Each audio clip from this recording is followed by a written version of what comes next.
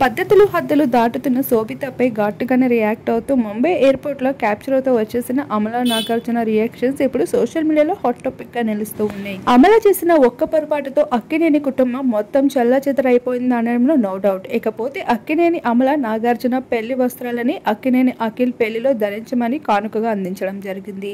ఇక ఆ పెళ్లిలో తన భేదభావాలు చూపించిందని, ఇక నాగ చైతన్య విషయంలో అటువంటి ప్రేమ కురిపించలేదని, ఇక పెళ్లి సమయంలో ఆమెడు దూరంలో ఉన్న అక్కినేని అమల ప్రవర్తనల అన్నింటినీ గమనించిన శోభిత ఇక మొత్తానికి ఎడబాటుని పెట్టేసిందని చెప్పడంలో నో డౌట్.